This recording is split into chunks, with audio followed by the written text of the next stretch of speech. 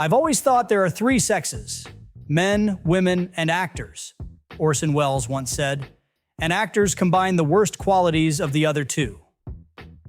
A cinematic genius behind Citizen Kane and The Third Man, Welles didn't exactly hold Hollywood royalty in high regard. And while he claimed he wasn't bitter about Hollywood's treatment, well, this list tells a different story. To Orson, Chuck Heston was all ego, and Touch of Evil was the proof. Heston repeatedly called the film minor, telling anyone who'd listen not to take it seriously. Welles thought he was a horse's ass for downplaying the film's significance, saying, "What else has he made that's important?" Heston would compliment Welles, saying he admired him, but he'd also throw in barbs like, "There's some abrasive side to Orson that must bother producers." That, plus Heston's refusal to come back for reshoots because he'd already committed to the big country, left Welles with little love for him. Bogart's tough guy persona was pure Hollywood, but Welles didn't buy it. Bogart was a coward and a bad fighter, he said, always picking fights in nightclubs, knowing the waiters would stop him. To Welles, Bogart was just an upper-class American trying to play rough, and he lacked the grit to be believable. Bogart was second-rate. A fascinating personality? Sure, but he never gave a good performance in his life. For Welles, Bogart's off-screen antics were just as staged as his on-screen thuggery. Welles might have admired Casablanca as a whole. A well-put-together piece with just the right measure of every ingredient. But Ingrid Bergman was a different story. To Welles, she was barely an actress. Just able to get through a scene, he sneered, dismissing her as a performer who somehow coasted on the film's luck rather than her own talent. For someone with such high standards, Bergman simply didn't cut it.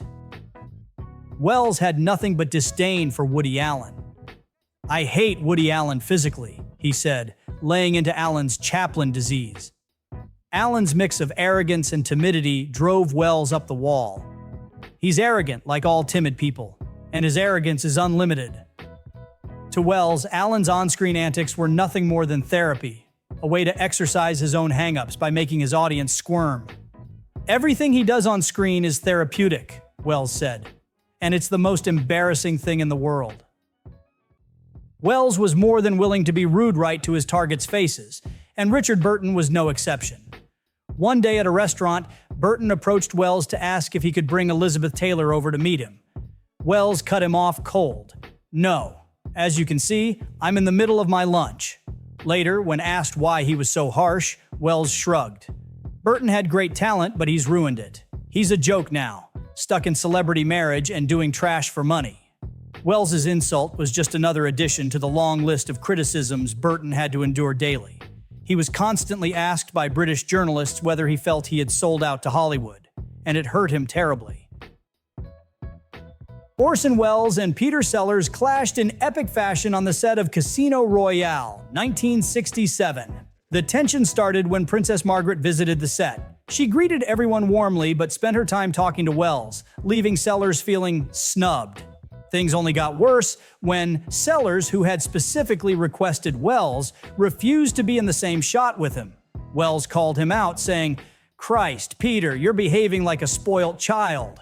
Sellers' response? He punched Welles. Welles punched back, and from that point on, he dismissed Sellers as the amateur who walked off the set before filming even wrapped.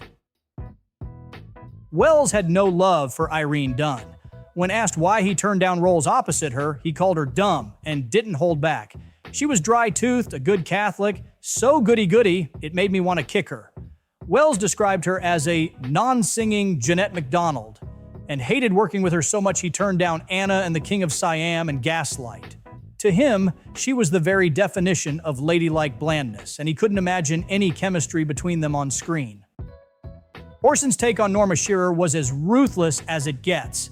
After Thalberg died, Norma Sherer, one of the most minimally talented ladies ever to appear on the silver screen, went right on being the queen of Hollywood. Welles dismissed her as talentless and scoffed at her status as MGM's first lady, seeing her success as the result of her marriage to studio exec Irving Thalberg rather than her own merit. But Sherer, known for playing liberated women, was hardly a lightweight. with 6 Oscar nominations and a win for The Divorcee, 1930. Still, Welles had no patience for what he saw as a manufactured career. For Welles, Laurence Olivier was seriously stupid, and he didn't rate his acting either, calling Olivier's performance in King Lear for the BBC the worst thing I ever saw in my life. Olivier's lack of depth outside theater reinforced Welles's low opinion, even though others acknowledged Olivier's obsessive passion for the stage. Welles wasn't alone in his view. Olivier's second wife, Vivien Leigh, was often considered more cultured. But the criticism didn't just stop with Olivier. Welles saw other actors like Marlon Brando as dumb, going so far as to say Brando had a neck like a huge sausage. Welles saved some of his harshest words for Spencer Tracy, considered by many to be one of the greatest actors of his era. Welles, however, had little respect for him, describing Tracy as a hateful man whose talent, in his view, was limited.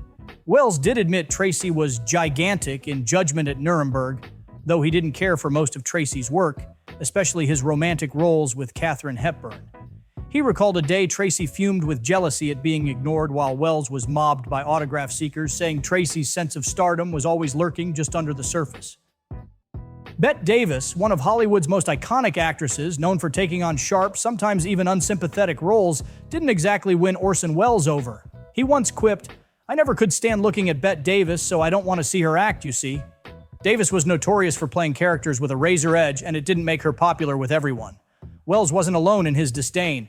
The bitter rivalry between Davis and Joan Crawford is legendary, a feud that blended personal drama with professional competition, giving Hollywood tabloids more than enough fuel to keep fans hooked for decades.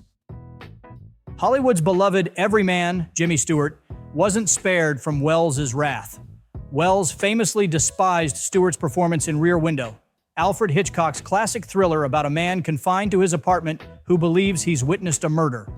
"One of the worst movies I've ever seen," Welles said without hesitation. He scoffed at Stewart's portrayal, claiming it showed complete insensitivity to what a story about voyeurism could be. Welles even admitted he was astonished to find that Jimmy Stewart can be a bad actor. Even Grace Kelly is better than Jimmy. For Welles, Stewart's style was just a little too aw shucks to pull off Hitchcock's psychological thrills. Joan Fontaine's portrayal in Jane Eyre didn't win any points with Welles either. He found her a plain old bad actor, criticizing her 4 readings and 2 expressions that didn't do the complex role justice. Fontaine's character is meant to be a proud, resilient governess, but Welles saw only humility in her performance, something he called a great mistake.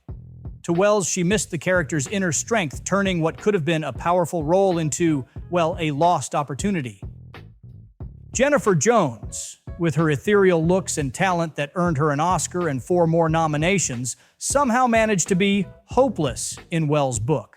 For Welles, her fame seemed unearned, something he chalked up to the influence of her husband, legendary producer David O. Selznick, who guided her career with an iron grip. Jones was undeniably a screen sensation, yet Welles dismissed her outright. John Housman is best remembered today as an Academy Award-winning actor and the influential head of Juilliard's drama division. But before all that, he was Orson Welles' partner, a partnership that ended with a lot of bad blood. Welles famously claimed that Housman had a jealous streak that bordered on betrayal. "He was always a jealous son of a bitch. He never got over the fact that I gave him work to get him money once when he was struggling." According to Welles, Housman went as far as to deny Welles' contributions to Citizen Kane, attributing the script solely to Herman Mankiewicz. Over the years, Housman's resentment simmered, and as Welles put it, he slowly built himself up while knocking down Welles whenever he could.